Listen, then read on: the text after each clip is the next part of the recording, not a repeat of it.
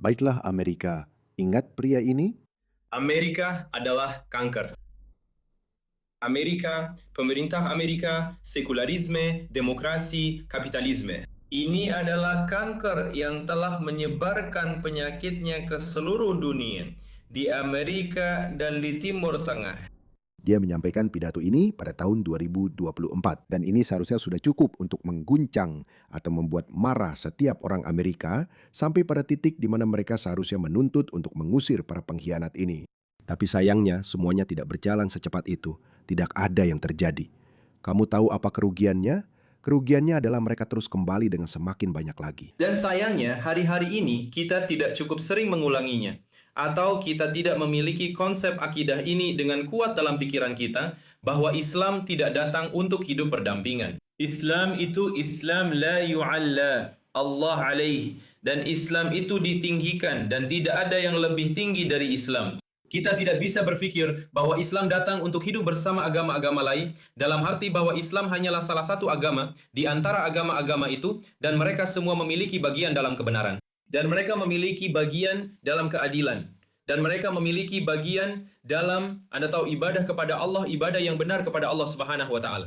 Islam datang untuk memperbaiki semua itu. Islam datang untuk menghilangkan penindasan dari semua agama tersebut, dan Islam adalah satu-satunya kebenaran serta satu-satunya jalan menuju keadilan. Mereka tidak akan berhenti sampai mereka dihentikan. Saya seharusnya terus memutar video-video ini berulang kali. Tapi Anda tahu, mereka terus memberikan kita konten baru. Video-video baru terus bermunculan. Dengarkan dia di sini. Mereka benar-benar menyerukan jihad terhadap Amerika. Jika ini bukan deklarasi perang, lalu apa lagi? Yaitu memiliki iman kepada Allah Subhanahu wa Ta'ala, kepada Rasulullah Sallallahu Alaihi Wasallam, dan berusaha di jalan Allah Subhanahu wa Ta'ala. Apa itu jalan Allah Subhanahu wa Ta'ala? Sebarkan Islam dengan segala cara. Sebarkan ke seluruh dunia. Jangan berhenti sampai seluruh dunia takluk kepada Islam. Dengan harta dan nyawamu. Dengan harta dan nyawamu, maksudnya pergi berperang, jadilah martir, jadilah syahid, korbankan hidupmu untuk siapa? Mereka tinggal di Amerika. Dan itu yang terbaik untukmu jika saja kamu tahu. Jika saja kita tahu, saudara-saudari. Dan kita harus berjihad fi sabilillah. Dan supaya sangat jelas, agar sangat jelas bagi siapapun yang ingin mengambil ini di luar konteks. Jihad adalah bagian dari agama kita. Saya tidak akan menahan diri dalam topik ini. Jihad adalah bagian dari agama kita. Dia sedang memberitahumu. Kamu tahu, Muslim lipstick, Muslim yang samar-samar, Muslim yang bermuka dua, yang selalu bilang padamu berulang kali, jihad hanya berarti perjuangan batin. Dia sedang memberitahumu, tidak, aku tidak akan menahan ucapanku. Aku tidak akan berbasa-basi. Jihad adalah bagian dari agama kita. Itu adalah perjuangan fisik yang penuh kekerasan. Korbankan hidupmu. Kalau orang ini mengatakannya di Timur Tengah, kita tidak akan peduli. Mungkin kita akan menjatuhkan beberapa bom. Tapi tidak, mereka mengatakannya di sini. Orang ini tinggal di Chicago kalau tidak salah. Dan aku tidak akan berdiri di sini untuk mempermanis agama Allah Subhanahu wa Ta'ala. Seperti Mehdi Hasan atau Zoran Mamdani. Mereka itu jihadis terselubung. Mereka semua punya tujuan yang sama. Tapi metode mereka sedikit berbeda. Satu terus-menerus memberitahumu, satu lagi terus-menerus memanipulasimu. Islam adalah agama damai. Kamu tahu, jihad itu perjuangan. Kami tidak di sini untuk mengambil alih. Kamu rasis, kamu fanatik, tapi mereka ingin mengambil alih. Dan mereka punya wajah lain. Dan inilah alasan kenapa Mamdani, Mehdi Hasan, atau semua lipstick Muslims ini, mereka tidak pernah mengecam orang-orang ini. Kenapa mereka tidak pernah mengecam orang-orang ini? Saya tidak akan berdiri di sini dan dengan sadar berbicara menentang Allah Subhanahu wa Ta'ala dan Rasulullah Sallallahu Alaihi Wasallam. Saya tidak akan menahan diri soal topik ini. Saya tidak akan, dan tidak satupun dari kita yang seharusnya meminta maaf soal topik ini. Dan jika Anda melakukan ini, insya Allah saudara-saudari, surga akan menjadi milik kita. Kita berusaha untuk masuk ke surga. Dan untuk masuk ke surga, Anda harus mengambil sikap. Kamu tidak takut. Surga adalah tempat di mana mereka dijanjikan mendapatkan 72 bidadari. Apa yang akan terjadi padamu di dunia ini? Dunia berarti dunia ini. karena di akhirat Dia akan mengampuni dosamu dan memasukkanmu ke dalam surga. Ya, dia berkata, tidak peduli apa yang kamu lakukan di dunia ini atau dalam hidup ini. Allah akan mengampuni dosamu jika kamu berjihad melawan orang-orang kafir. Dan kamu akan mendapatkan, nah dia tidak mengatakan bagian terakhir ini, kamu akan diberikan tingkat tertinggi surga Islam. Ide tentang jihad, dan jihad adalah bagian dari agama kita, adalah kewaspadaan. Ada alasan mengapa ini berbentuk seperti tombak. Ada alasannya. Ya, ada alasan mengapa ini berbentuk seperti tombak. Jadi itu bisa menusuk kalian para kafir. Mereka terus-menerus memberitahu kita berulang kali apa yang akan mereka lakukan. Dan dia jelas tidak sendirian. Dengarkan jihadis ini. Ingin memberlakukan larangan terhadap Muslim. Ya. Dia ingin melarang Muslim. Kami akan memberitahunya bahwa ini bukan negaranya untuk dia larang. Mereka hanya sekitar kurang dari 2%. Dan lihat betapa beraninya mereka. Ini adalah tanah Allah. Tidak, bukan itu. Setiap tanah adalah tanah Allah. Itu adalah inti dari kepercayaan mereka. Inilah sebabnya aku katakan padamu, mereka tidak akan berhenti sampai seluruh dunia tunduk pada Islam. Muhammad yang mengatakannya, Muhammad yang menubuatkannya, dan para fanatik ini mempercayai hal itu. Aku benar-benar tidak percaya. Aku benar-benar tidak percaya kenapa kita tidak melakukan apa-apa. Dan ada Muslim di sini yang akan tetap di sini. Dan jika dia tidak suka, aku sarankan dia pergi ke tempat lain. Tapi aku tidak tahu kemana dia akan pergi. Kalau dia kembali ke Eropa, di sana juga banyak Muslim. Aku baru saja ke sana. Kamu pergi ke Afrika, kamu pergi ke Amerika Selatan, kamu pergi ke Tiongkok, kamu pergi ke Malaysia, kamu pergi ke Jepang, kamu pergi ke Antartika. Di sana ada Muslim. Jadi saya ingin memberi saran. Kalau dia ingin pergi ke tempat yang tidak ada Muslimnya, saya sarankan dia pergi ke neraka. Tidak. Muhammad sebenarnya mengatakan bahwa mayoritas penghuni neraka adalah wanita Muslim karena mereka sering mengganggu laki-laki Muslim. Bahwa Nabi kita Sallallahu Alaihi Wasallam telah memberi kabar gembira kepada kita bahwa agama Islam ini akan masuk ke setiap rumah. Mereka benar-benar meyakini hal itu. Mereka benar-benar percaya bahwa seluruh dunia akan tunduk kepada Islam. Setiap rumah. Nabi Muhammad Sallallahu Alaihi Wasallam dalam hadis sahih, beliau memberitahu kita, umat ini, jaminan bahwa umat ini akan menjadi pemenang. Umat berarti komunitas Muslim. Dan mereka yang mencoba mengalahkan, mereka tidak akan berhasil. Maksudnya kamu dan aku yang berjuang untuk menghentikan mereka yang akan masuk neraka. Aku tidak peduli tentang surga atau neraka. Aku tidak peduli karena itu tidak nyata. Itu hanya delusi mereka. Tapi pertanyaanku untuk kalian semua orang Amerika, kenapa kalian membiarkan ini terjadi? Sampai kapan kalian akan membiarkan ini? Orang-orang Eropa sudah lama membiarkan ini. Lihatlah di mana mereka sekarang. Setiap negara barat membiarkan ini terjadi, sudah membiarkan ini selama puluhan tahun. Dan lihatlah kemana itu membawa mereka. Biar saya tunjukkan dengan cepat apa yang terjadi di Eropa. Ya, orang ini juga mantan Muslim. Wah, kami para mantan Muslim benar-benar berusaha sebaik mungkin untuk memperingatkan orang-orang barat. Jangan biarkan ini terjadi.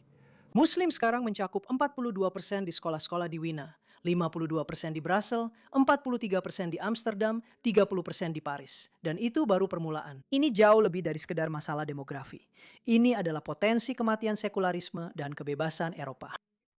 Peradaban Eropa seperti yang kita kenal. Begini caranya. Di Denmark, 76% Muslim ingin melarang kritik terhadap Islam. Artinya, jika kamu mengatakan Al-Quran itu buruk, kamu bisa masuk penjara. Di Jerman, 37% percaya bahwa kekerasan terhadap orang yang menghina Allah atau Muhammad itu dibenarkan.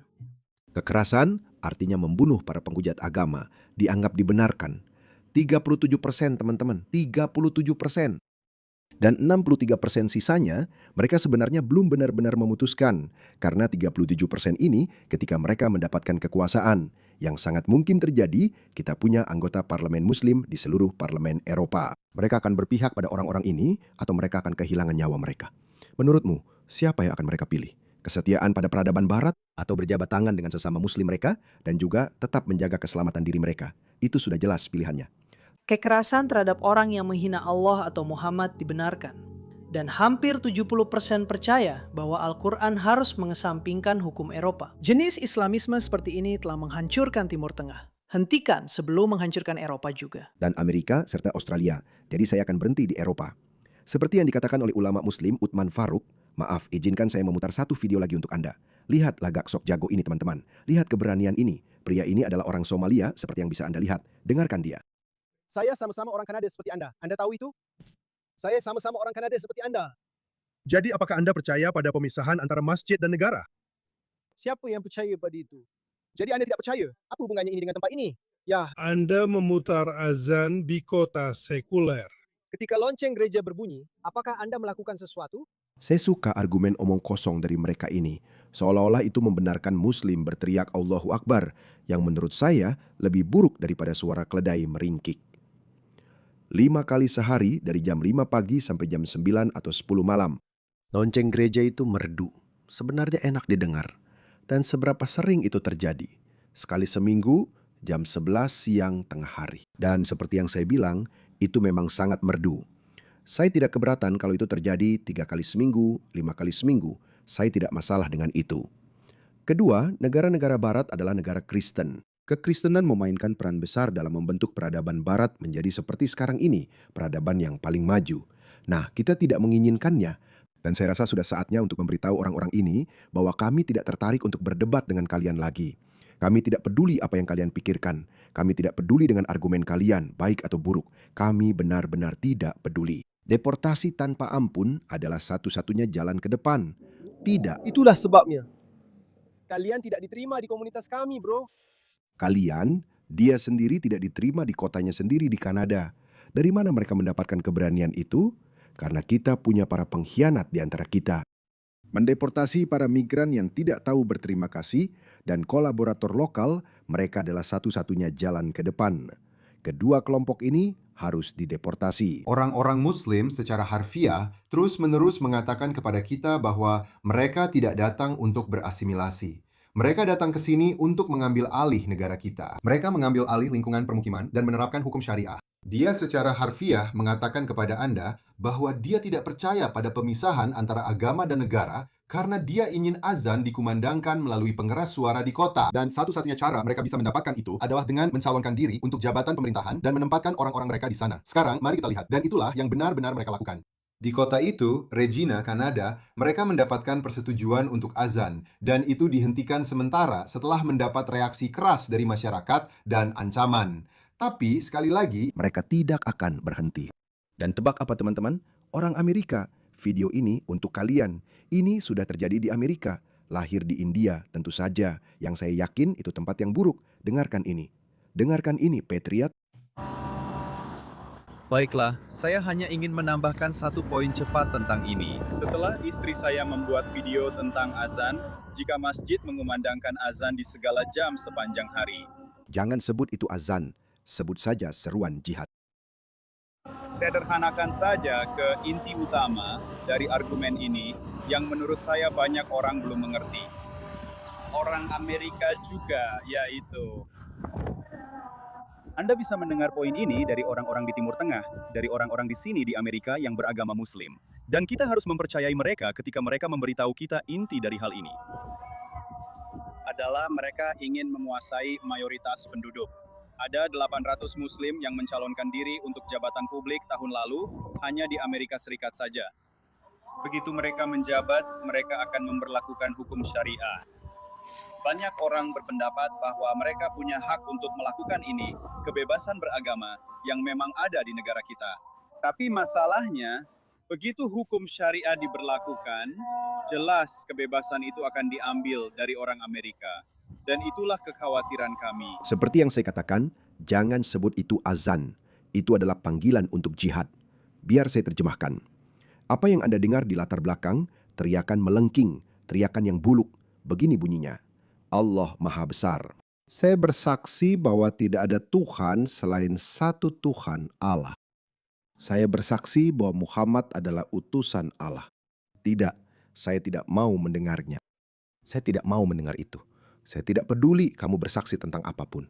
Bergegaslah untuk sholat, bergegaslah menuju kemenangan. Ini adalah seruan untuk jihad. Ini bukan kebebasan beragama. Ini adalah penegasan dan dominasi satu agama atas semua agama lainnya. Kenapa mereka bersikeras berteriak lewat pengeras suara? Kenapa? Mereka sedang membuat pernyataan. Kenapa kamu menerimanya? Kenapa?